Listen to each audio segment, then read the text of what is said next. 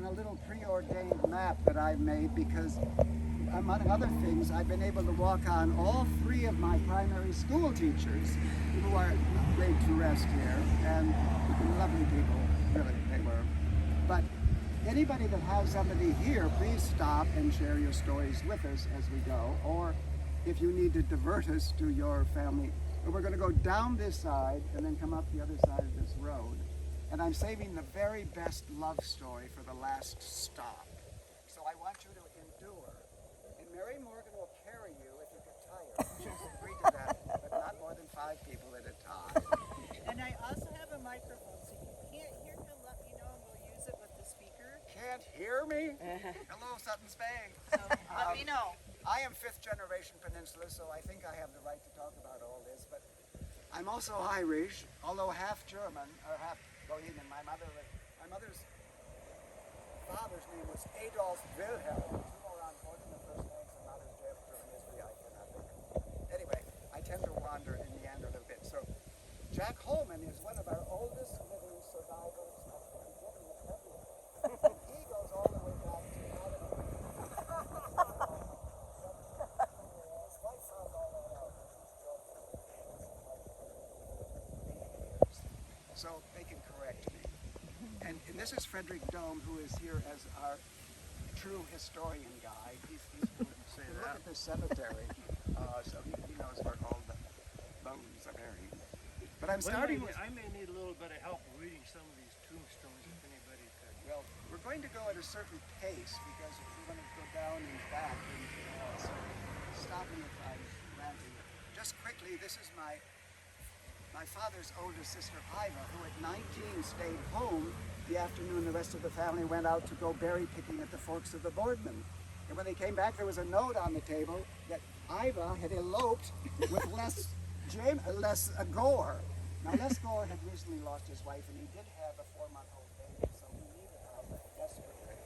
Anyway, they went off and had 9 children 3 miles up the road, or right here from where she left. And Grandpa, who was an ardent Catholic, never spoke to her again. But when he died in 1943, Grandma reopened negotiations, and she was an absolutely lovely woman, and she entertained beautifully up into her 95th or 96th year. So I just wanted to honor her, and to remind everybody that this is actually a township cemetery. A lot of folks, because the churches here think that it's like the Catholics have their own, and I've got one already. But in fact, the church moved here only in my lifetime. It used to be a couple miles up the road, so just coincidental. So it is the oldest cemetery on the peninsula, so you'll find some very early stories. But don't weaken until we come to the love story at the end, okay? If you follow me.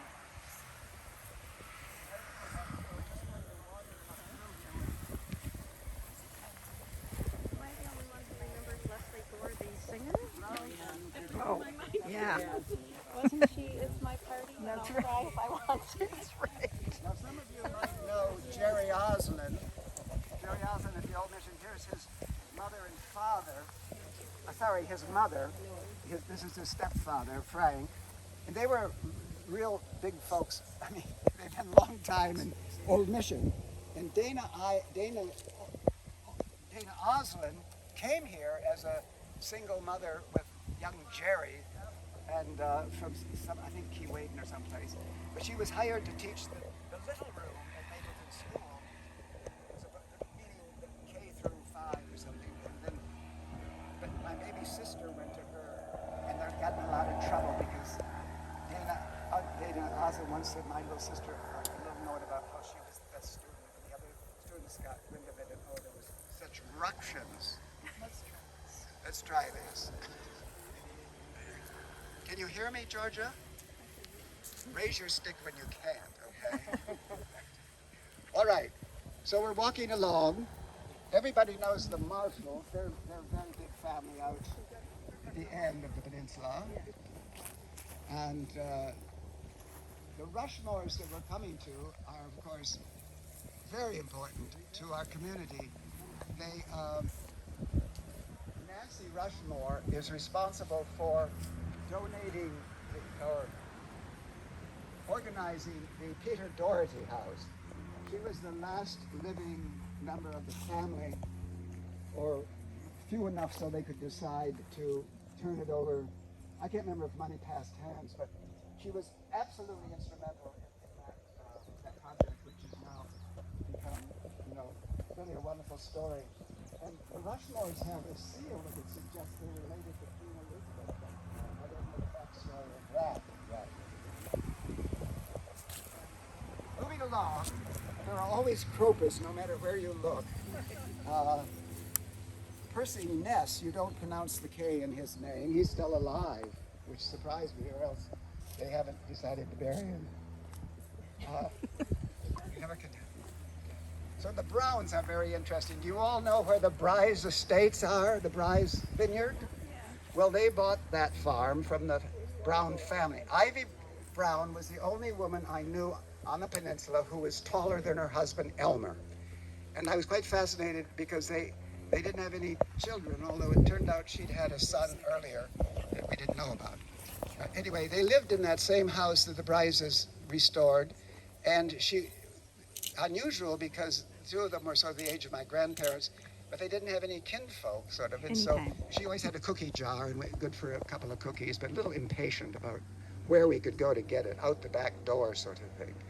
But they're a very old family here, and they've got relatives, and they're related to the Giles, if you know any of them, and they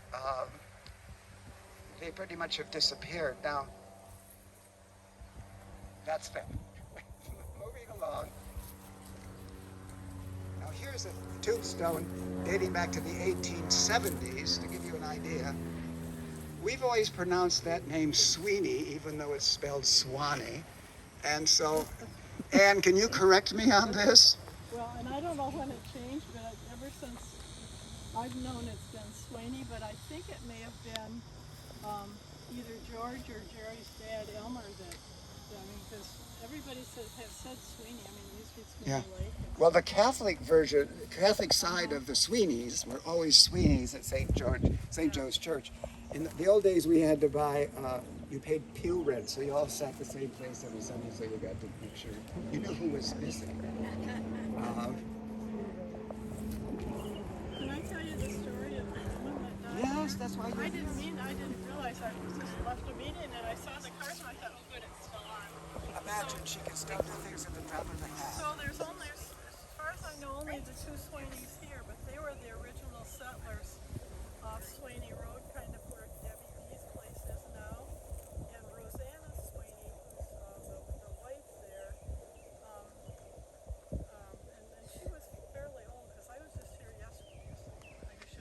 And she was in her late 50s, early 60s, and they had the cherry farm, and they had something they were threshing hay, I guess, probably. And she went out to take lunch to the threshers. She had this big scarf on, and it caught in the threshing machine, and it twirled around, and it hauled her to the ground. And the record that I read said, and she died a painful death 2 to 3 weeks later. My grandmother remembers when that happened. Really? Yeah. Yeah, my grandmother remembered when that happened. Remember talking about it. I think she was there. But they were there. They're the original reason that's where I'm here. I married one, so. There's a Tompkins lot right here. That's an early Tompkins. Huh? Is that an early I Tompkins? believe it. It has to be old tombstones. Yeah. I can't read them, but Let's see. Well, it's the wife of Peter Stewart on this side. Is that heavy? No, these all say Stewart. Well, there's lots of Tompkins. They have more tombstones than anybody in the cemetery. But we need to go going because it's a long trip down. This way.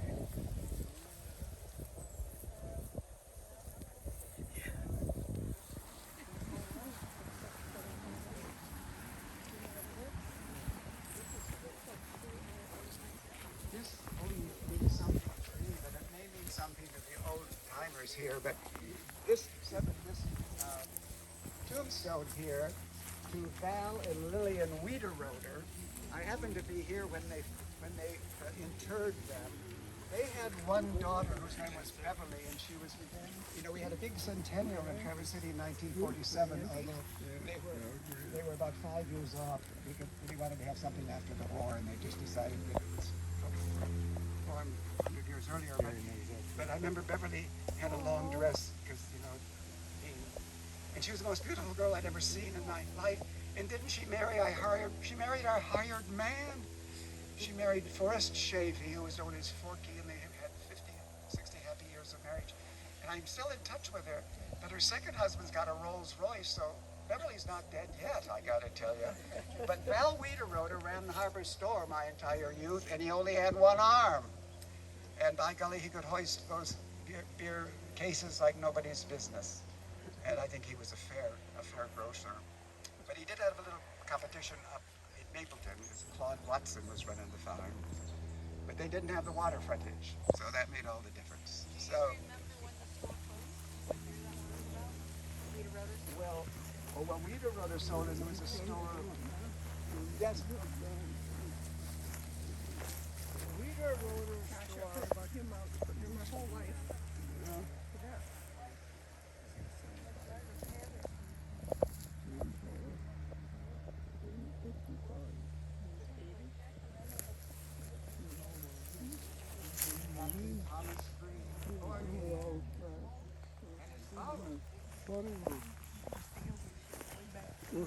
Can all these people come to your house to see it? Anyway, he was born in 1790, so we're talking early settler here, and on Bluff Road. Margaret is one of Jack's ancestors. Oh, I see. Wiederoder store had the distinction in 1966 and 67 or so. They had 7 cash registers going down there in the summertime. They had this distinction of selling more alcohol during the month of July than any other retail establishment in the state of Michigan. Oh my God. Bravo, It Val. was Mexican labor coming down there every day after cherries. Mexican labor and those Niatawana drunks. Oh, good for you. Thank you. Now then, I wanted to pay homage to Isidore Lardy. I think he's up here a little bit. He was responsible for the first fire truck out here. And as everybody knows, they got it all set up, and when Walter Labatt's barn was on fire, they all got there and turned on the fire engine, and no pressure in the hose. So we stood there and watched Walter Labatt's barn burn to the ground, but they got it fixed up shortly after that. Here he is, Isidore Lardy.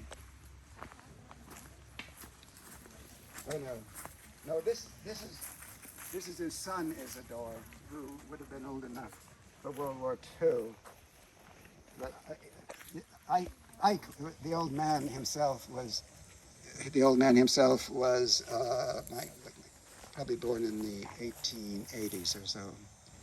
The Pennies are quite new people here, but they have a tombstone. This way, please. What's the oldest or the newest? It's a working cemetery. I have a good luck reading the sections in my cemetery.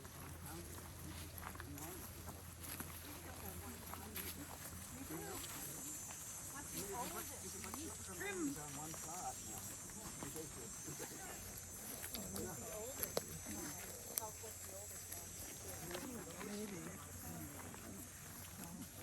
It was burned up in a house fire. I was my second school teacher for 3 years, Ranch Valley, and I think I've missed the other picture I have. My 5th grade, but I went from K K through 6th grade. I only had 2 different teachers. Mrs. Brush for 3 years, who made me take 2nd and 3rd in the same year. As a result, my parents had to drive me to my junior prom. And then I had Mrs. Brush and then Mrs. Valley. So when Mrs. Musser showed up, I thought she was something wrong with her, because I thought you had to be named after something in nature to be a school teacher. But she was, once again, a relative of Jack and Georgia Holman's, and a wonderful teacher she was. May she rest. Now the Fouches are semi-related, because Grandma Fouch was the sister of Les Jameson, who married my Aunt Iva. And they only just sold the last of their farms, I think, Fouch did, although he may have a son with a little bit left. But anyway, Grandma Fouch and my aunt used to fight over who was going to play the organ in the Methodist church, and I heard about it in the Catholic church. Rocco has it. I'm happy to report it's still in the Fouch family.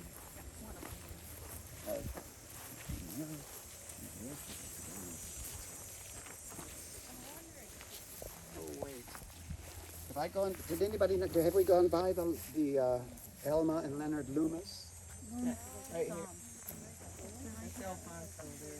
Here's Loomis and Leonard right here. Well, this is interesting because Elma became. Wait a minute. Elma became a widow, and didn't she marry George McManus Sr., who was also a widow? And she was, well, there it is in black and white. Yes.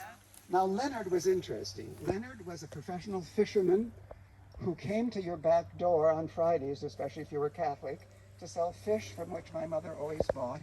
But he always got a cup of coffee.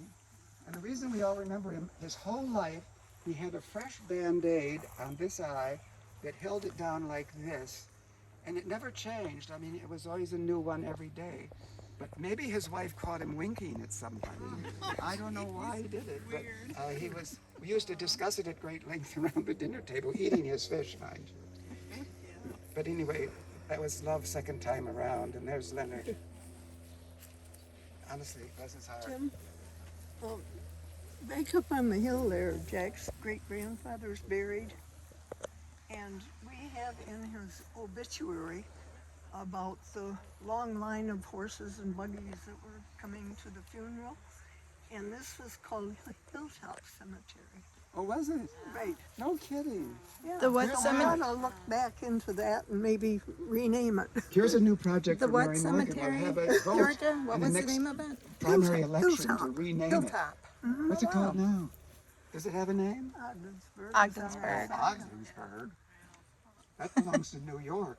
Hilltop, one word or two? I will look on that a bit. Because Mary's going to want to know for the ballot box. But it was in it. Look what happens when you bring a crowd together. I mean, miracles. Miracles. And by the way, if you want any flowers, this is the best flower grower on the peninsula. You'll speak to her about it. Ruth Bay by name, and gardener by profession. She lives in Butchie Copa's old house.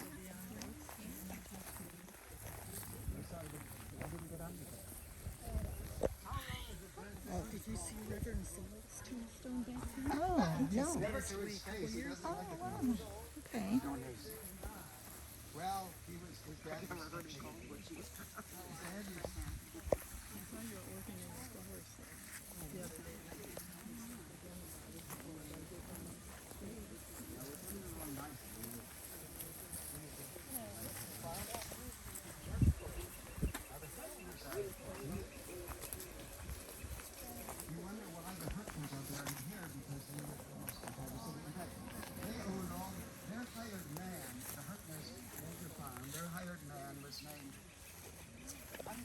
And somehow, in my 40-year absence, Underwood got a hold of the land and named all of those housing units on the way to town the Underwood Estates. But Etta was born right at the corner of Ladd Road in that wonderful farmhouse that has the alley of maple trees. I'm blocking their last name, but Etta's sister was my father's first girlfriend, Marion, and her maiden name was Hilt. And she married some fellow and moved to Miami, but she'd always come back in the middle of cherry season to have a talk with Mom and Dad, and Mother was so busy, and she said, well, we gotta clean the house, your father's girlfriend's coming. And she was the first grown-up lady I ever saw in short shorts, so that was my excitement. Here's the kind of stones that I think are wonderful, and they're using more and more of, just something from nature with a name or two on it. Why not? as we say in Pakistan, why not? Here's one waiting, in case you're looking for a tombstone. You suppose the beloved forgot to do it? Well, my guess is going with my parents. My dad had that plaque made because he was in the military, and the wife is still surviving. So she's got to pay for it herself. She does, but she's side by side with her husband. Thank God. Well, usually, I mean, I've seen them when they have everything on except the actual last date. But this is, maybe she married again and she's moving on. Let's not spread rumors. Now you'll find Gleasons scattered here and there. They were one of the major families at Old Mission, and always, besides, if they even were farmers, they were always kind of the merchants who bought the cherries as a middleman and then moved them on. I'm a little dim about that. So I noticed yesterday the building that's across from Old Mission Tavern, Yeah. where they store all the boats, that says Gleason and Company on that building. Well, in Pratt and Gleason was a big. Right, that was they were the processing Yeah, station. I remember taking apples there for my first time in my station wagon, big barrels of them. It was quite exciting, and they'd weigh us, and I'd have to get out of the car. I mean, it didn't make any sense because the car weighed more than I did.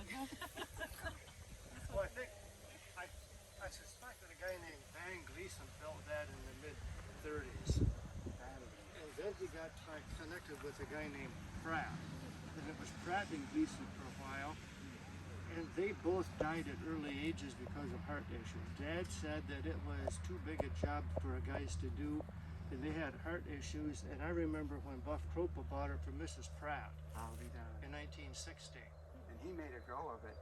He had an iron fist on the cherry business. He really did. He came back from World War II. William Pratt? No, William would be the son. Son. Yeah, I saw his tombstone earlier. One of the things about growing up on the peninsula is that you never knew anything about the people who lived north of you. Because you going to town, you have your nose out the window to see everything that was going on. But it was an outing, and happily Grandma Carroll always wanted to go see something. And so we'd all get in the car, and especially when Walter Labatt bought a picture window after World War II. And it was a whole new idea, and the news spread like wildfire that Labatt had a picture window, and it was just a big pane of glass. But sure enough, Grandma got in the car and all the kids, and off we went down to see Walter Labatt's big window. But his barn wasn't there anymore because you know what happened. There's some more Gleasons. Actually, I knew Ginny Gleason, lovely girl who. This Gleason was about the same age as my older brother, Bill. They were sort of big kids when I was growing up. There we are. Now, we're coming to one of the saddest. Set up. Miss Swaney, would you come to the forefront? Oh, No, I just assumed. yeah, sorry. All right. Well, this is a fresh grave. It's a beautiful It's monument. 2 weeks ago. And we love the pine trees. So that's not another wife, it's my sister, just so anybody wants to know that. I thought it was you. No, I'm under anyway. Thanks. We're glad you're here. Well, you know what? We bought it from Phyllis Jameson Cooper because that was originally all her plot. And she said, I guess it was her daughters or whoever that she bought it for did not want to be buried here, and we snapped it up in Good for like you. 2008, something like that. Yeah. And I knew Edith Jameson. Did you? I remember her. Well, what Jameson was she? I just remember it because of the library. She was a library user. Did she marry a Jameson or was she born Jameson? I do you thought know? she was a Jameson. I wouldn't know. Maybe not. Not the peninsula. I'll look it up. 1909. Here's a moment to reflect. No, she was a Speaking of wife. the Jamesons, Cal is actually a age mate of our Jack Homan back there, and they got up to lots of no good, I can tell you, as teenagers. And my brother was about their age as well. The Cal's still with us, but here is a story of a family that has had so much sadness in it. They lost 3 kids, 3 young people, from their, I think they had 6 children, 5 or 6. Anyway, and Verla, I can tell you who can tell you the dirt on Verla. Because Mrs. Pullman, Georgia, she and Verla came to Traverse City as nurses in training from Sparrow Hospital. Now all the local boys had heard about the Sparrow girls because apparently they were the ticket. And so Jack could tell this story better than I, but Jack and Cal were running buddies, and before you could say I-S or boo, they were getting married, Jack and Georgia, Cal and Verla. Verla loved things like classical music. Cal, God love him, wouldn't know a tie from a tie rod. He had never, ever, he was a country boy. And one of the first, I was away for about 40 years, and I came back in 2000, I was home often, but came back to live in 2001. And I went to Interlaken for a concert, and I nearly had a heart attack. I walked in, and there was Cal Jameson in a coat and tie at some concert, orchestra concert. But Verla was smiling and patting his hand, and she had led him through this wonderful life adventure of rechanging him from top to bottom. But she was a wonderful girl, was Verla, and miss her terribly. All right. Now we're down on the flat, and we'll soon be taking a left.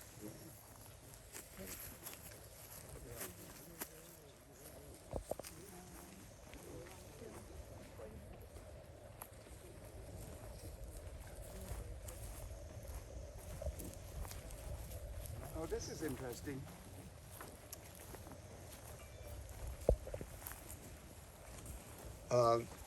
You know when you are going to Traverse City and you pass Gray Crossroad, on your right, there's a farmhouse in a copse of woods there, and that used to belong to somebody whose name I can't remember. But the Kramers bought that when I was a kid, and they're here on my left. And they were most serious. They were new, and I don't think they ever had cherries, but they had, you pick raspberries and you pick anything you want to, sort of thing. And they managed to make a go of it, and they had some of that shore frontage. I know Dr. Kelly bought a place there, but anyway, and they just planted. Does anybody know what they're planting in that north field? I go by it every day. It's beautifully planted, but Strawberries. Strawberries can grow from nothing in 1 year. And Kramer's had strawberries too. Well, they had them before, but do they plant them new every year? You see, I was quite a farm boy. No. No, it's a new crop. New crop. All right. Now we're going to make a little shift here. Hey, Tim, can I just say one more thing, and then I'll be quiet. No, I don't want you to be quiet. I want you to help us. Our Kramer had a car dealership on the corner of the street where I was born in Flint, and he was friends with our family, and they moved up, I think. And I dated his oldest daughter until she found somebody better looking. And Ruth Kramer founded the MAD, the Mothers Against Drunk Driving, here. And it's very well known all over the state for that. Yeah. Wasn't there a Doug Kramer too? Yes, There was a Ruth That was their oldest boy, wasn't it? I have a story about Yeah. Barney. Killed in a car accident. Yeah. Right, so And that's when it happened. He was a friend of Steve's brother. you hope that. So I have a story about Barney, Doug. He got snowed in at our house one weekend when I was Tim and I were living over at my grandma's house across from PFE. Tim is her husband, for those of you who don't know. Yes.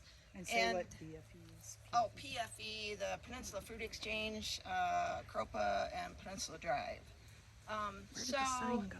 Yeah, we got snowed in there, and he wanted to learn sign language because all of the Webbers, not all of them, a bunch of the Weber kids were deaf. So he had this sign language book, and while he was there, he was showing us sign language things. So I thought that was cool.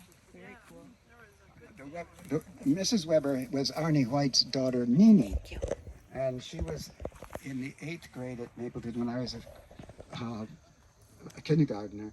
And she and Cal Jameson were kind of teenagers. And they did something in the cloakroom that I didn't know how to do, but it sure looked fun to me. Yeah, Doug was killed in a car accident, and the driver of the other vehicle was drunk. Yeah. And here's Doug's grave. Yeah. But he was a jolly guy, remember? My sister Colleen and he were buddies, you know. Especially if he had a coat. Yep.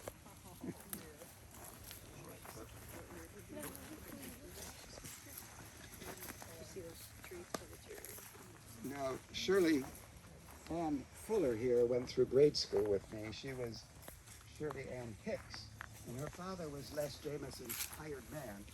All the bigger farmers always had a hired man, and there was always usually an extra house for them. And I laugh about it because the houses tended to be places where you couldn't grow cherries, so a lot of the houses were down by the water, because there were two things when I was a kid. There was not a single dock. I'm leaving aside the resorters. But when you go to Traverse City, there was no docks. If you had a rowboat, it was made of wood, and you pulled it up on whoever shore you got permission for. But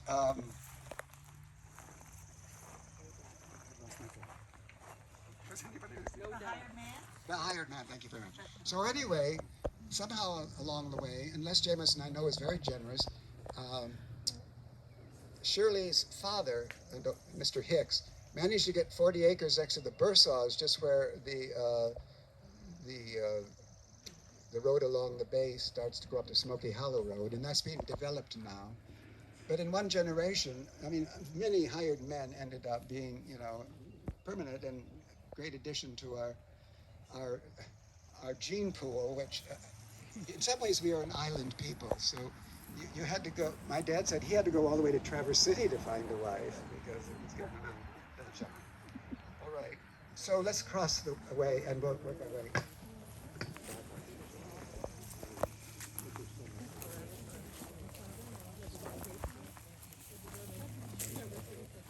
Jackie and Bruce. Yeah. They were like boyfriend, girlfriend when they were teenagers. And then, you know, she married. Yeah, later on they got right. And then she divorced Paul Burns and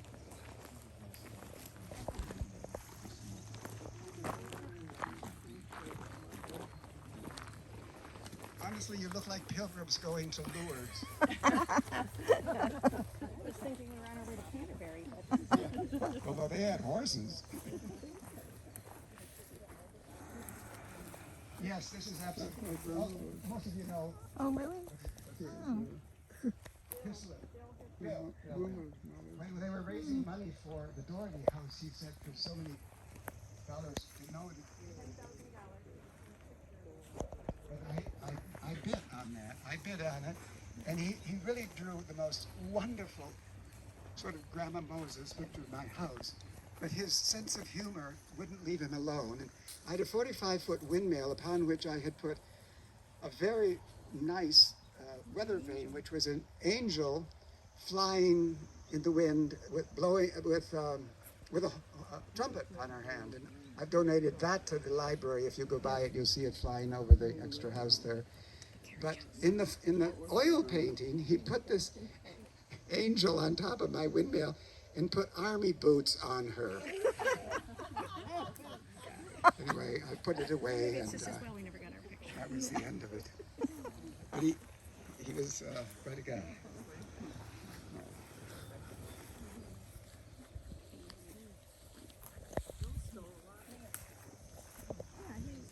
He ran into him the other day. He's got a house in the Come here. Yeah, he's got a house in the Lisa.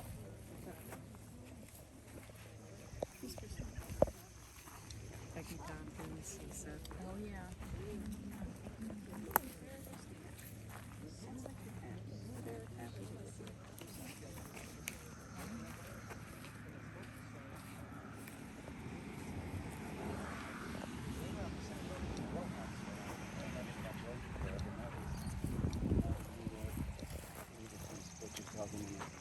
And then, I don't know when the domes came from. Well, now let's gather around here for. Frank Trump came in 1941.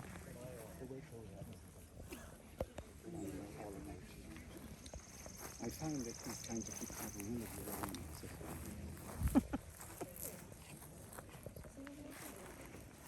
Now we have a living relative of the domes who are going to explain this? Well, my grandparents, or my great-great-grandparents, was a Kropa. Leopold Kropa came here in 1846. I don't know when the Domes came here, but my grandfather was born in 1865. And I think he was born here. And Phelps came, my mother's side of the family came from the Elk Rapids and Fife Lake area. Her grandfather was the first postmaster in Fife Lake. His name is Hutchins.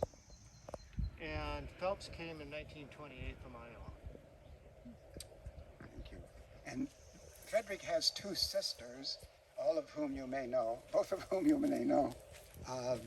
Barbara Wundt, and then the flower lady right here, his other sister.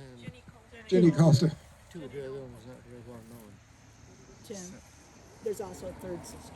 I got an older sister who lives in Arizona. Della. I'm corrected, and rightly so. Della, but she moved away, so I get a break here. I don't think I've ever met her, Della. Yes, question? No, it just says Stella right there. Oh, was she named after the Phelps? Maybe after her grandmother. Probably. Yeah.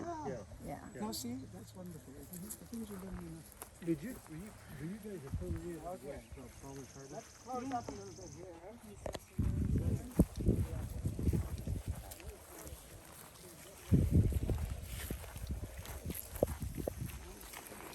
Oh my God, Excalibur. Yeah, that's quite a.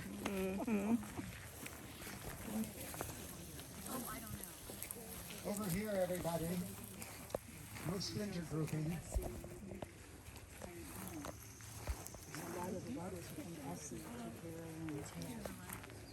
Not for me, but she might have been others.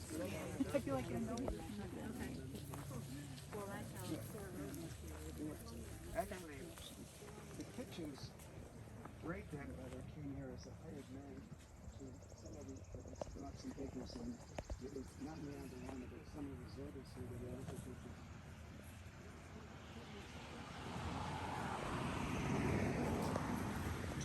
Attached. His old family here. And the offspring has given her a whole stack of letters that the kitchens would write during the winter to the owners while they were taking care of it. So it's a wonderful thing and opening. This is kind of a sad moment, but one of the things about this cemetery is you have the liberty to put pretty much any kind of stone. I don't know what the rules are, but they're not as strict as in ours. And this was designed by the mother and the father of a teenage boy who committed suicide. And he was apparently a great lover of nature and of nights. And so they created this themselves, the Andrews family from Old Mission. And it just couldn't be a more touching memorial. And I don't know how they got the sword in the stone, but if there's ever an earthquake here, run here because you'll own the peninsula then if you can get a hold of that. Now here's another Gore.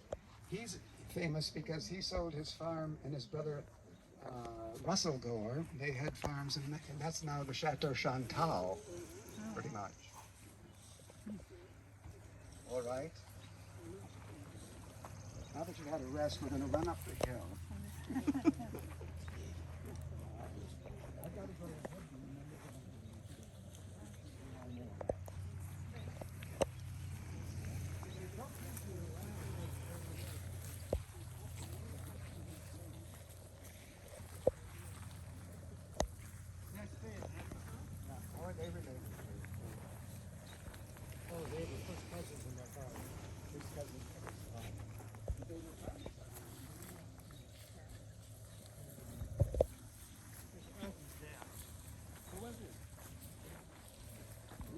Christopher had the farm that's kind of across the road, a little bit south of the Chateau Chantal. And they had a son that was my father's age, and he and his people always used to go skating on Ball's Harbor as soon as it froze over. And one day, the boy that was my father's age, Harry Morris, he fell in the ice, and his buddies tried to get him out, but they couldn't get close enough, and he drowned. And my father, every date of that bathroom. And a very deep silence as I go back to things. That was Harry Christopher's son. Yeah. Harry Christopher had a daughter, and she married a guy out here named Roy Hooper Jr. Uh-huh. And she was found hanging in the orchard one day.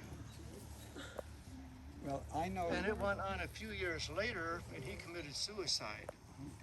And as far as I know, that case of her hanging has never been resolved. It's still left open in Grand Traverse County.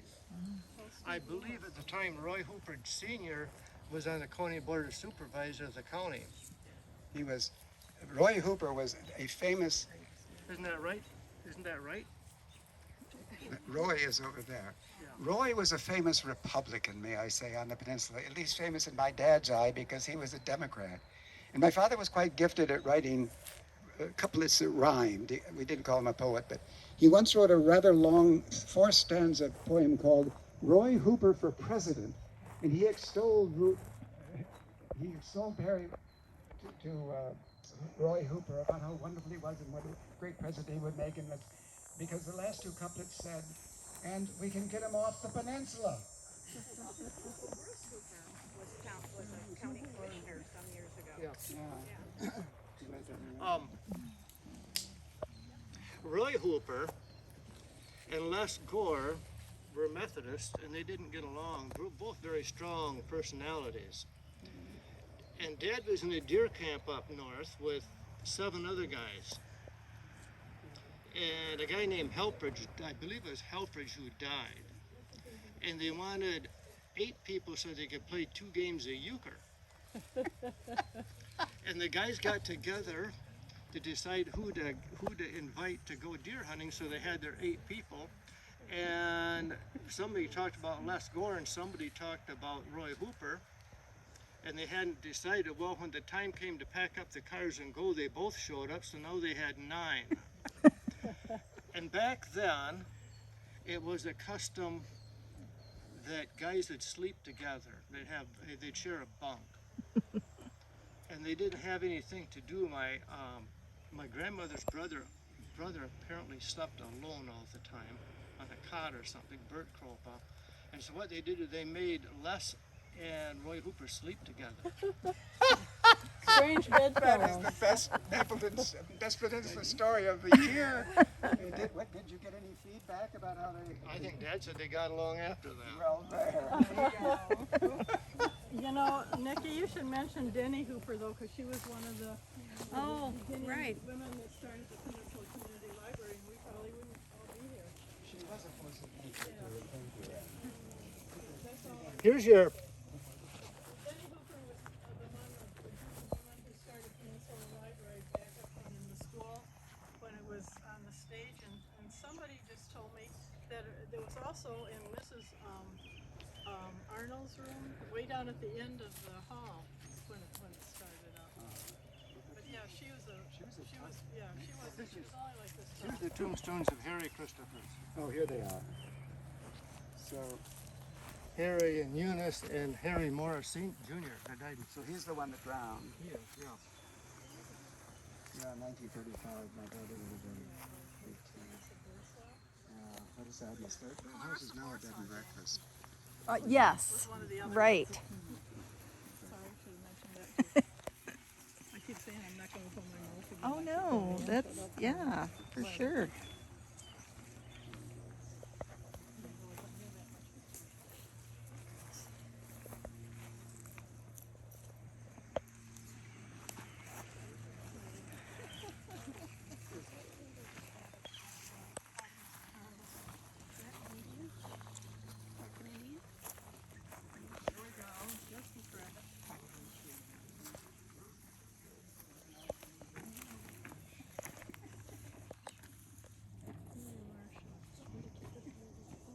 He's the one that was related to Ted Bear. Right. William Rosecrans, because his grandmother. This selection because Oh yeah, I had the very good luck of and having that's how they Sexton are. arrived when I was Torn. working on my notes here. And he wanted to show me That's his this middle because name. there's a field road down Ted R. Bagley. Right. tracks have been moved around. This is Jack Griffin, and all I know is that Jack Griffin, yeah, when he came back from World War II, he was on my father's bowling team. He was something, what do they call it when you put a good guy on your team? A ringer. In the Carroll's mink ranch. I have to tell you this, in my youth, every winter from the beginning of October to the 1st of April, 60 Peninsula farmers got in their cars and drove to Traverse City at 9 p.m., come hell or high water or blizzard, to go to the Peninsula Bowling League. And it took 2 hours exactly from 9 to 11, back home through the storms and the gales and whatever. And every time they put a little bit of money in the pot, and then they had this blowout party in the spring where you got, no matter how bad you lost or won, everybody got a trophy. And I can give you a box of bowling trophies as your going away present if you'd like it. And so somehow the Griffins and the Gleasons haven't decided who owns what here, according to the sexton. Now, I'm not spreading rumors, I'm just telling you what the sexton said, because he doesn't want them to move it anymore. But we'll have to work out that and leave it. But if you know anybody involved in the commotion, you might encourage them to. Over here is the land. Ah, good. There's Judson Ladd and his wife and Carlton and Hazel, and I don't think Dad made a headstone for Hilda when she died. Are you related to them? We were good friends. They owned this property. Right. We were good neighbors. They were good neighbors of ours. They helped take care of my grandmother when my mother was working. And then later on, Dad and Mother looked out for them. And they left their estate to my father for being a good neighbor. Had no known relatives. Judson was a well-known English professor about 120 years ago. And we cleaned out the estate. There was a pickup load of books up there. And there was about a dozen red books, all the same kind. I found them together because they were a little bit special, but I had no way to take care of them. The attic was too warm, the base of the house was too wet, and I couldn't give them good care. Every single one of those books was hand-signed by Samuel Clemens. Wow. No! Okay? Yes, You sir. gave the farm away. Judson Ladd, I think Judson Ladd was a textbook corrector for Webster's Dictionary. Dad said, and I think he was the proofreader for Mark Twain. And that's how he ended up with a hand sign of every original copy. They're all original copies. You know, there are always surprises on the peninsula. Carlton went to college That was and went crazy. the same happened to me. He came out of it and married a lady named Hilda, who was the housekeeper, and the mother made a requirement that they would not have children. So they did not have any children, and Father said Carlton could go back to school when he seemed straightened out. He went back to school and went crazy the second time, lived in a tar paper shack off the edge of that house up there at about 12 foot square for the rest of his life from 1928 until his death. Never contributed anything. Some people knew him as Crazy Lad, but he was very isolated. He had nothing to do with anybody, absolutely nothing. I only saw him twice in my life to talk to him. And it was a very, very short conversation, but folks looked out for him. When the mailman went by and he didn't collect yesterday's mail, the mailman would back up and tell folks to check in on Carlton. And that's the only communication he had with the outside world. Well, he got a road named after him, or somebody in his family. Well, it was called Cemetery Lad, and Dad was on the town board, and there were some people that liked to have their name changed, so Dad asked if they would change it to Lad Road, and they gave the lads permission. Good. That's the way they did things in the old days. Wait a minute, now I don't want enough money. Madison here, this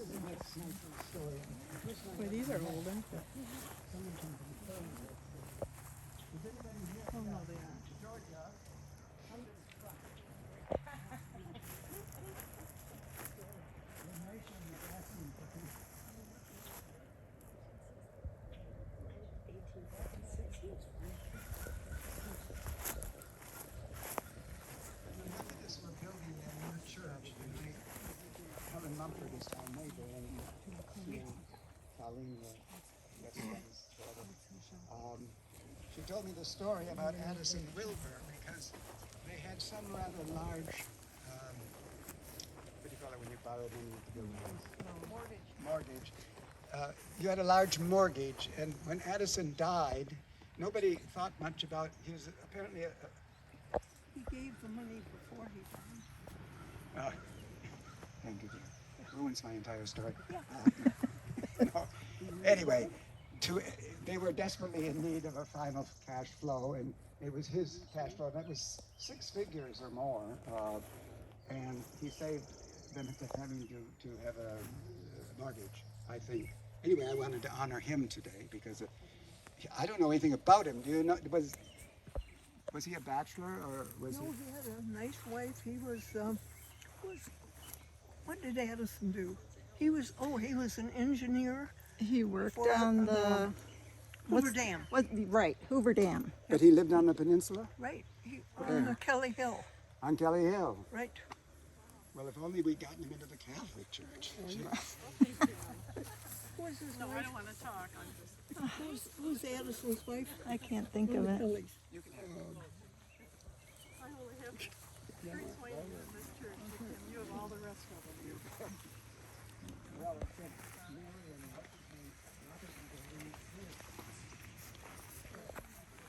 Alice. Okay. Alice. Kelly? Is she Kelly? Can't remember. Georgia, may I ask your maiden name?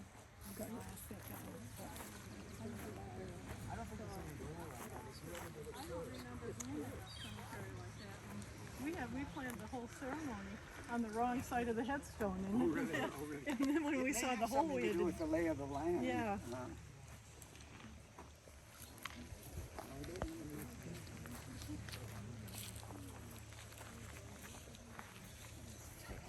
might be easier to go around by the road.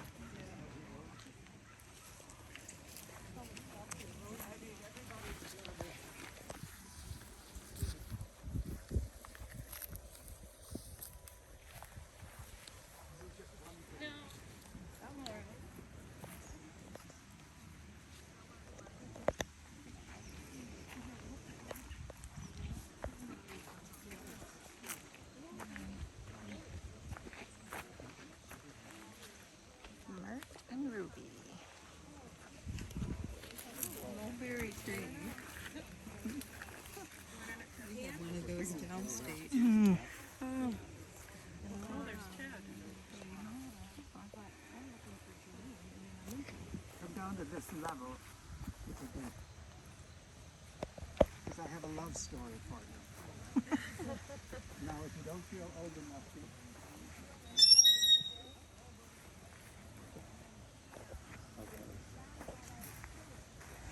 Edward Dagley was a young man who was born on the peninsula in 1891, and he had a son who was known as Ted, although his name was Edward. And they were one of the, because I don't know very much about it, I would call them one of the first families of Old Mission.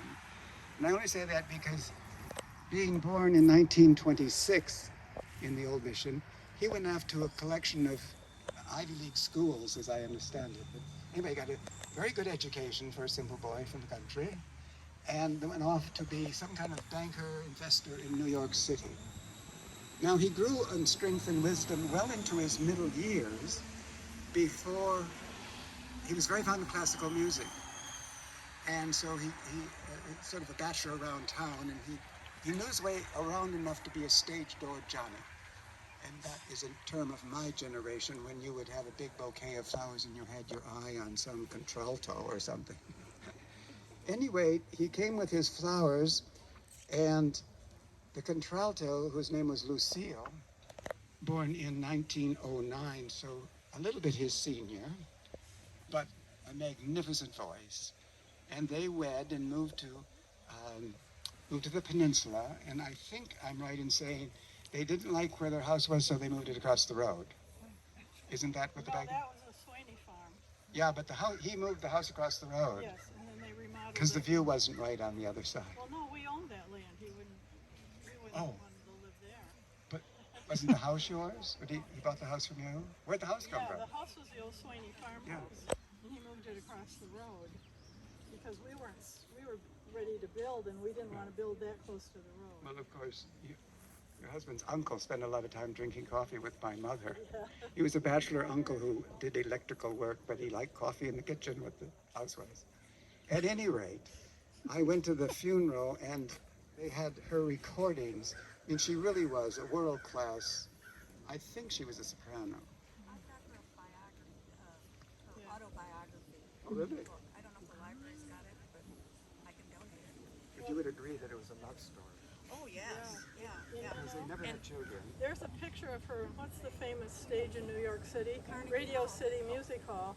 Carnegie Hall. Well, I think this is Radio City. Well, that's a little she, bit lower, but she was sitting on that half moon being dropped down. Oh, but that's not exactly the opera house. No, but, no, but it was a We good. have heard her first on the radio. Yeah. oh, We'd really? have to check her autobiography. It's full of pictures. Go to the library. It's there. Oh, is But it? anyway, Ted reminded me of myself because he went away to college and didn't come back until he was quite an older person. But I came back alone. And that, except for any questions you might have for Mary Morgan, is the end of our little tour. But let's walk on. And there's actually a little bunch there, but I hardly recognized anybody. And frankly, my legs are giving out. Anyway, so do ask some questions. And we have this expert, Frederick here, Frederick Dome. I don't know that I am. Well, you can make it up.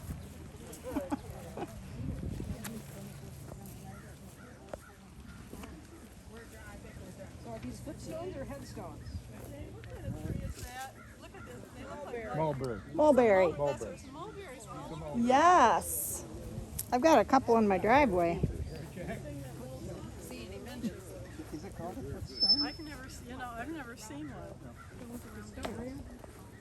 No, the actual stone with the name. Somewhere at the foot of the casket.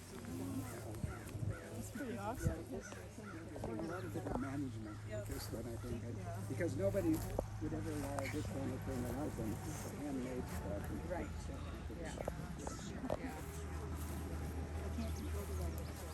No, but wasn't it wonderful it didn't rain? Yeah, it's mine.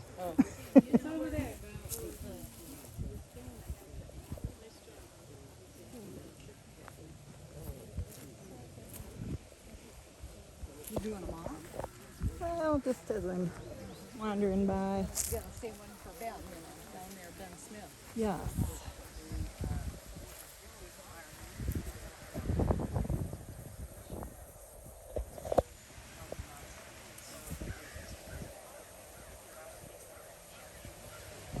Nice breeze. I know.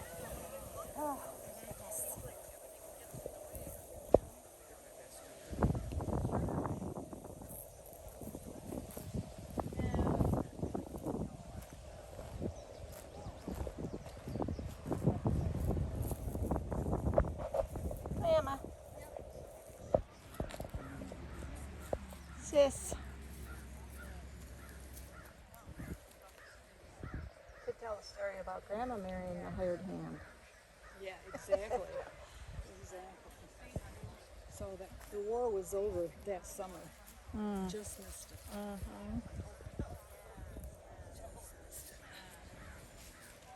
I'm glad somebody, did you put flowers on? They look nice. Laura. Laura did? She's our flower girl.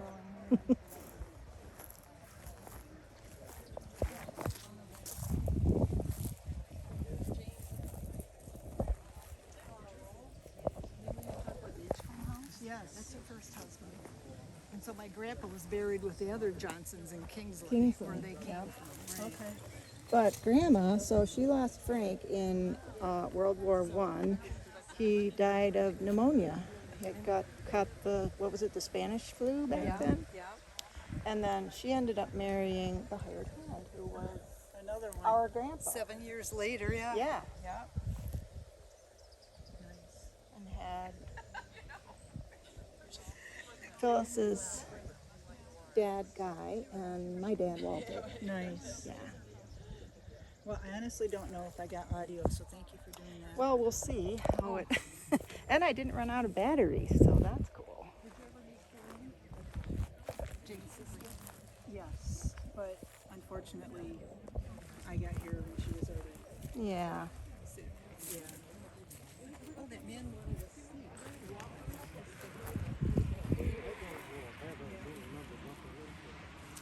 I didn't thought there might be some over in here, but Okay, I'm just curious. More mulberries. Thank you for adding. yeah, but we pretty well wrapped up already. We are. Thank you for adding the, Okay. Yeah, thanks, Freddie. There's some drums here, but I don't know where they are. Yeah, There's my dad.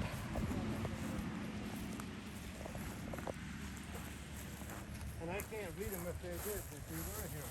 So. Mom and Dad.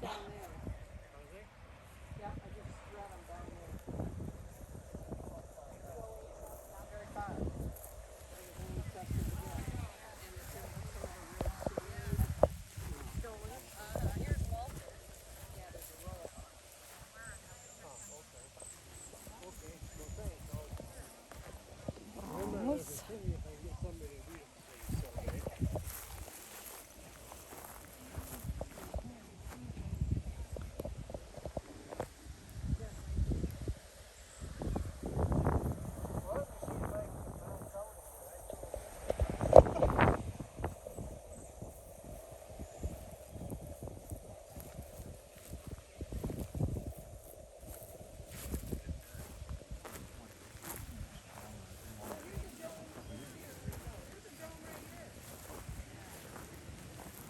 These little bats.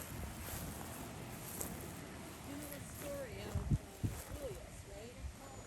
You know the story of Julius? I'm sure you've told me. Well, Stella's younger brother, he was out on the boat fishing, and a gun accidentally discharged. Right. Wow. So he was how old? Well, 89, 906. So 16? yeah. Then here's Benjamin, of course, you can't even see him. And he married Hannah, and they brought the whole troop, all those kids, I think there were 7 or 9 of them, through Grand Rapids, and Hannah died, and one of their daughters died, and he moved up to Wexford Okay. and met his second wife. So how is he related to us? All right, so there's your your grandpa was Lester, but Right. it's through grandma. So, Grandma's, so right. this is your great. This is your great times 2. Okay. Wow. Yeah. Benjamin. He was born in Canada, and I'm still working on that lineage. You can't see him unless you get a piece of paper. Right. You know, and do It's this. Benjamin It is Benjamin Smith. and Edward. Benjamin Edward Smith. Gotcha. So where was the boat? Do you know where the gun Yeah, was? it was in Bars Bars Harbor. Harbor. Yeah. So Grandma told me his story, and Dad told me his story. Wow. It's really sad. It's such a Yeah. Well, and their gun went off. They were duck hunting, and the gun went off by mistake. Right. That's why there's a gun in the boat. Wow. Yeah.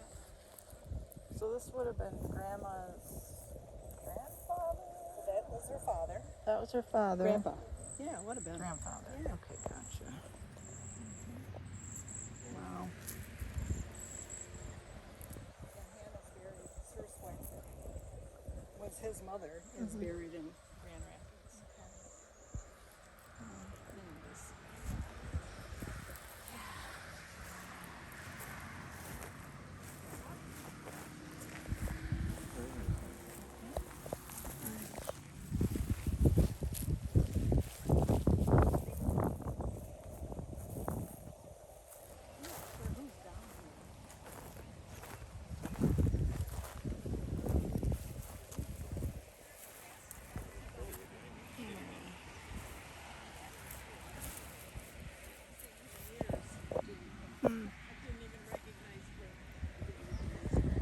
Oh, Freddie. Yeah. Just like that in high school. These are his parents, right? Freddie. Ida and John, his parents. So Freddie's parents are Reba and Fred. Oh, that was further down. Right. So, would these be his grandparents? He was just here. Okay, yeah.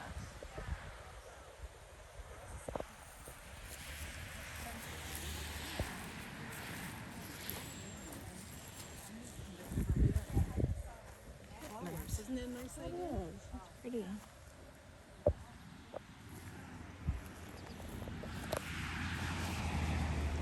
Boy, some of these are really old and Do you see any name on there? Lardy. oh, Lardy. All right, Donna Lardy, Lardy. died in 1905. Wow. So, Lardy.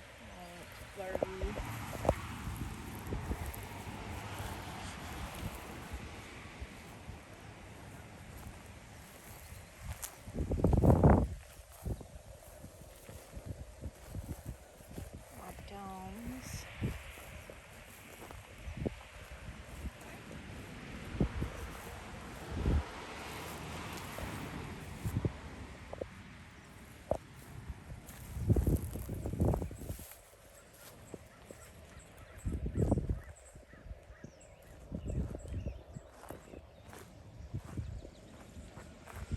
Franklin's.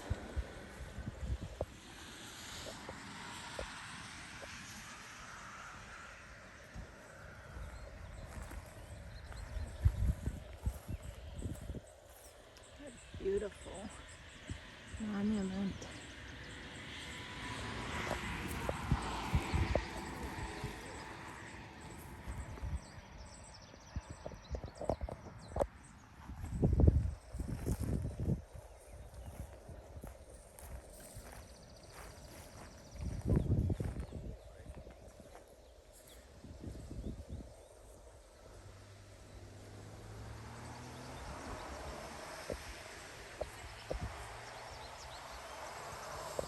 Here's something for your future. We are related to the Zangs, and I don't know how. Oh, I have no idea. really? I remember it's the surface. Okay. We are related somehow. Wow. I've never even heard that I know, name. I hadn't either. That's why it sticks with me. Wow. So through grandma's son, you Well, think? it would be through marriage, but I really don't even know that. Huh.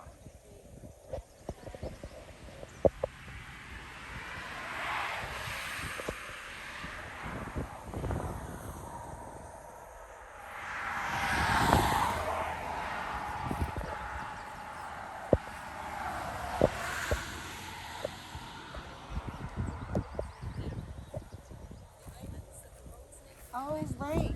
Yeah.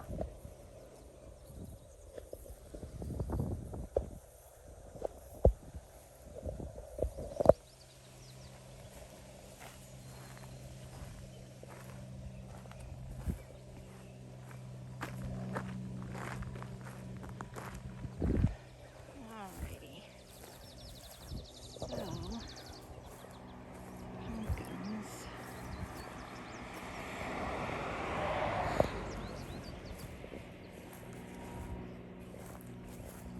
Franklin's.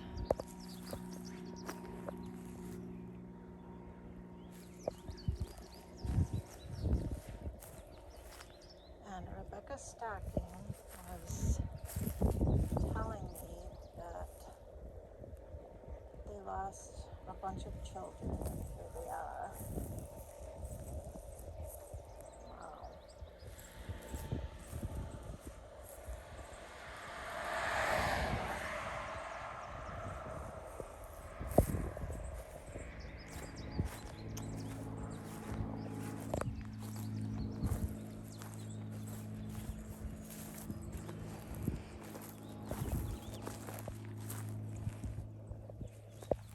Grass.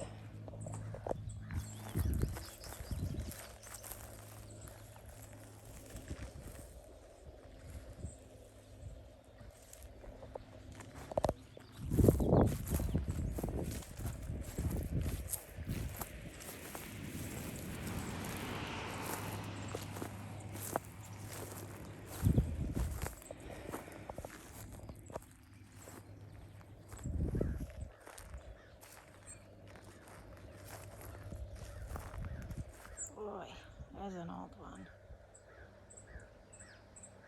G.O.B. Taylor. Born in 1850.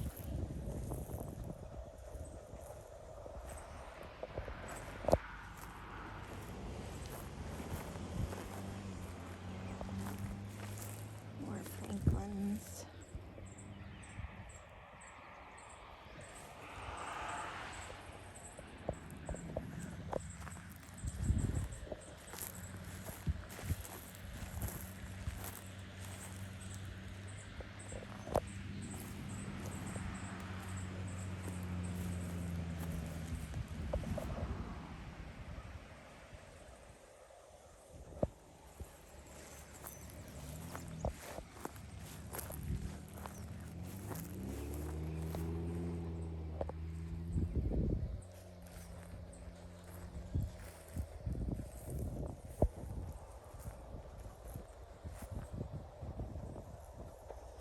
A lot of Franklins.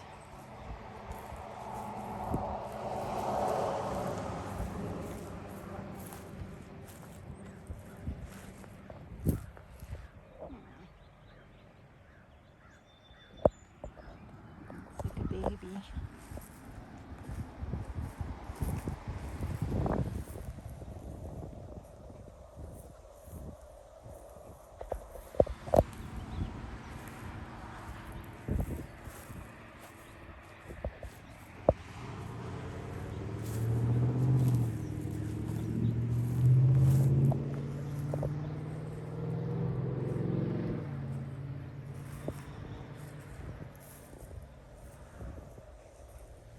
Oh, wow, who's in?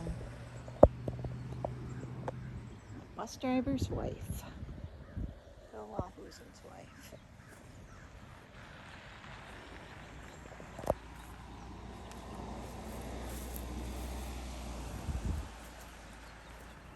Jarrett's.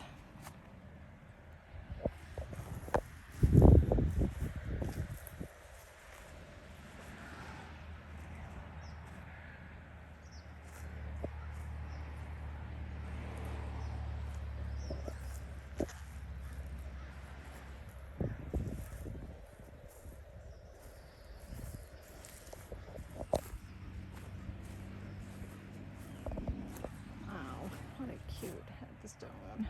Oh, sheep.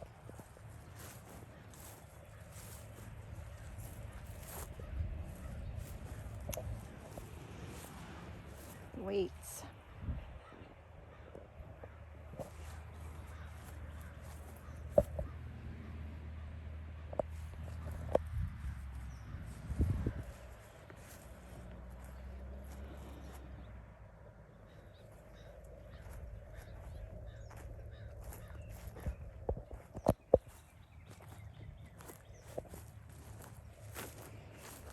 Lacquer.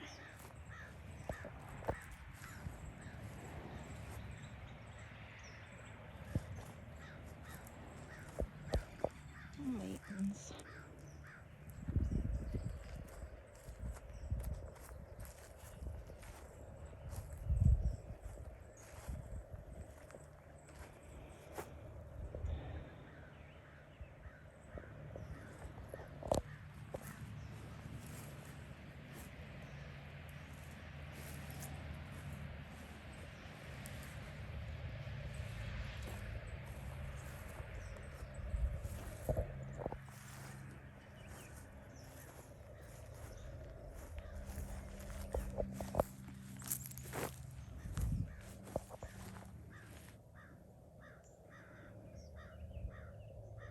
My 6th grade teacher. This has happened. Previously, Mrs. Hilt.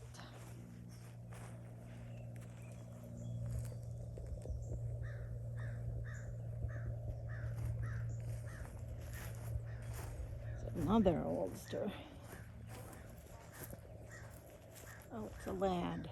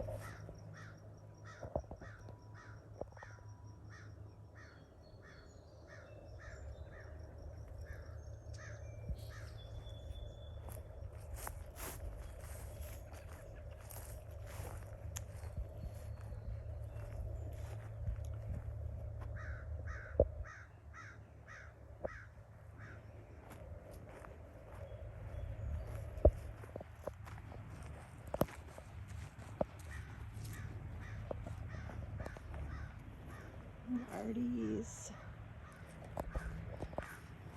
And the ears.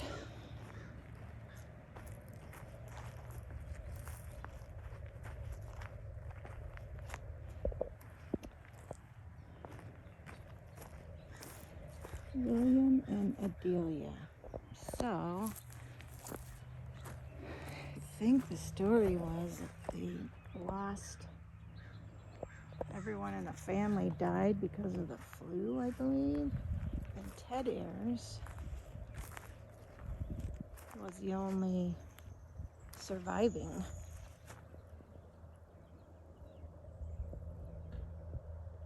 And he went to live with,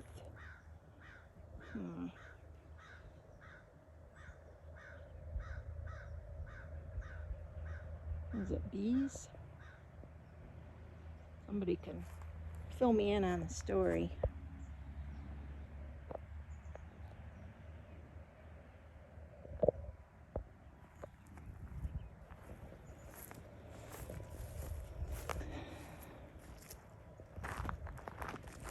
Our beautiful cemetery. I love this place.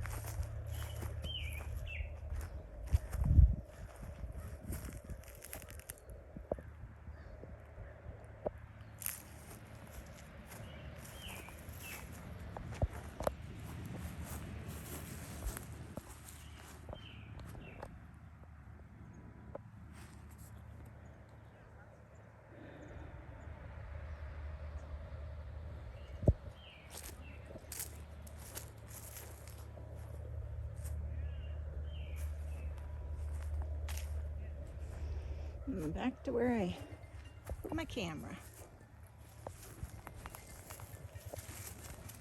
Mr. Will is calling me, so I'll end it here.